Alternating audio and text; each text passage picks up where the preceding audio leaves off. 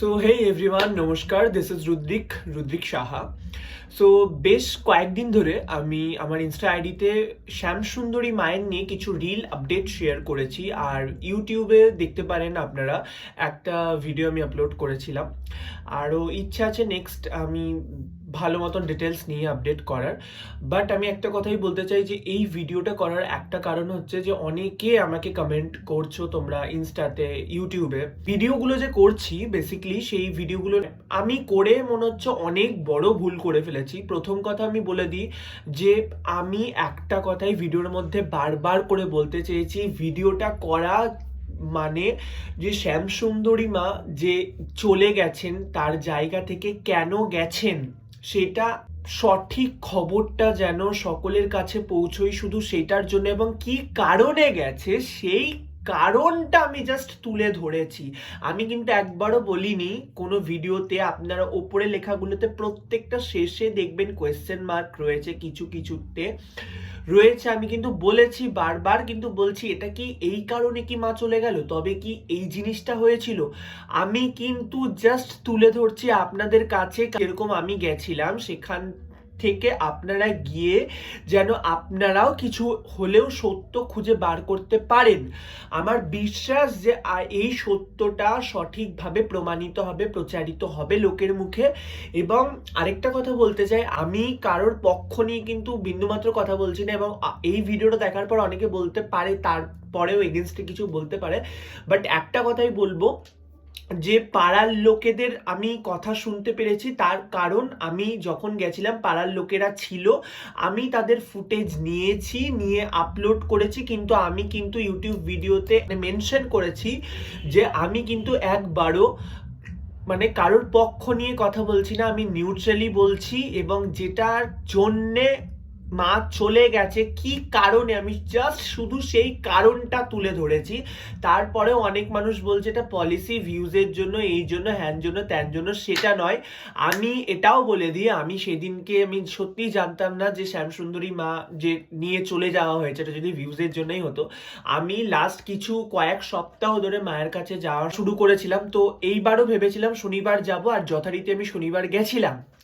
গিয়ে আমি যখন দেখতে পাই এবং শুনতে পাই যে মা নেই, তখন কিন্তু আমি ভ্লগ বানাচ্ছিলাম ঘরের থেকে শুরু করে যে আজকে আমি যাচ্ছি। ইভেন আমার একটা মিনি ভ্লগ করার কথা ছিল, যখন গিয়ে দেখলাম যে মা নেই তখন ভাবলাম যে এই নিউজগুলো যে কি কারণে মা নেই, সেই মা যে কি কারণে চলে গেছে, এবং আমি এসে যেরকম বিভ্রান্তিতে পড়েছি, এবং আমি এত দূর থেকে আশা করে এসেছিলাম মাকে দেখবো বলে, মাকে পুজো দেবো বলে, সেই রকম আমার মতন কিছু দর্শনার্থী বা ভক্ত দূর দূর থেকে যারা ছুটে এসে হ্যারাসমেন্ট না হয় এবং তারা যেন ধন্দের মধ্যে না পড়ে, শুধুমাত্র কিন্তু ভিডিওটা বানানো হয়েছিল সেই জন্য। এবং আমি কিছু ভিডিও কালেক্ট করতে পারি, তখন আমার মনে হয়েছিল যে এই ছোট ছোট ফুটেজগুলো কি কিছু বার্তা আপনাদের কাছে তুলে ধরতে পারে, হয় কি মা এই জন্যেই কি গেছিল। বেসিক্যালি ভিডিওটা বানানো কিন্তু সেই জন্যেই।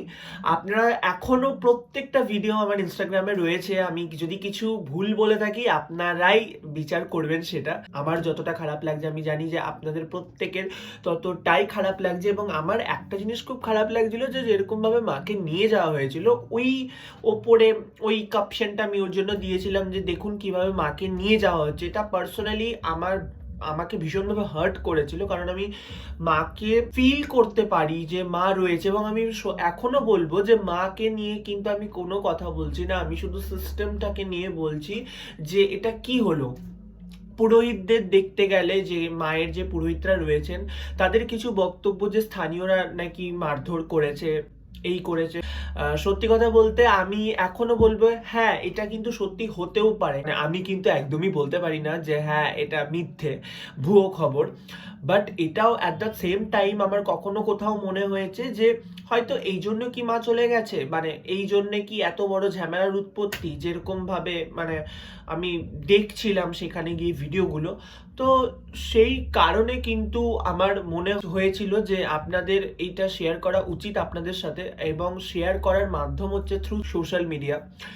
সেই জন্য শেয়ার করেছি।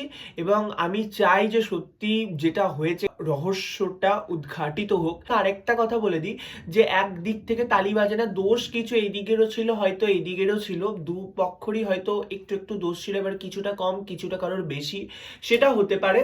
But at that same time আমি বলবো যে যেরকমই হোক না কেন আমার খুব খারাপ লেগেছিল যখন শুনেছিলাম পৌষ মাসে বৃহস্পতিবার যখন মাকে নিয়ে চলে যাওয়া হয়েছিল। তো আই ফিল ভেরি ব্যাড।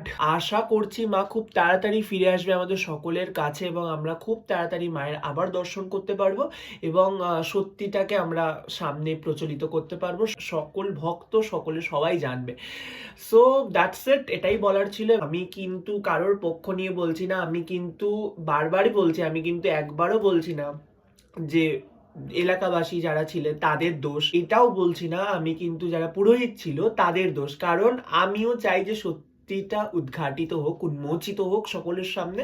এবং যেই পক্ষের মানে দুপক্ষরই কোনো না কোনো কারণ থাকবে এবং কারণগুলো আমরা ছোটোখাটো ব্যাপারে আমরা অনেক ক্ষেত্রে অনেক সময় শুনেছি। তো সেই কারণগুলো আমি জানি, আপনারাও শুনেছেন, আমি রিপিট করলাম না। আপনারা নিউজ চ্যানেল হোক বা ইউটিউবে অনেক ভিডিও রয়েছে, আপনারা দেখে নিতে পারেন, চেক আউট করতে পারেন। সো এটাই বলার ছিল।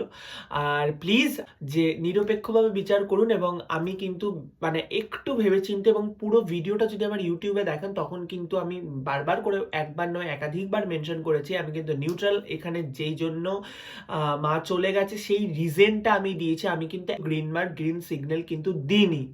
সো প্লিজ নেগেটিভ কমেন্ট করা বন্ধ করুন, মানে পুরো ভিডিওটা না দেখে একটু ভেবে দেখুন বা একটু ভেবে বুঝুন, তারপরে কমেন্ট করলে আমার মনে হয় খুব ভালো হয়। কিছু মানুষ এরপরে ভালো বলবে, তো তাদেরকে স্বাগত, আর যারা খারাপ বলবে তাদেরকে আরো ভাবে স্বাগত, কারণ একটা ঘটনার দুটো দিক তো আছেই। তো দ্যাটস ইট। এবং আমিও দেখি যে ফাইনালি কি হচ্ছে, কারণ আমিও সত্যিটার জন্য অপেক্ষা করে আছি। ধন্যবাদ।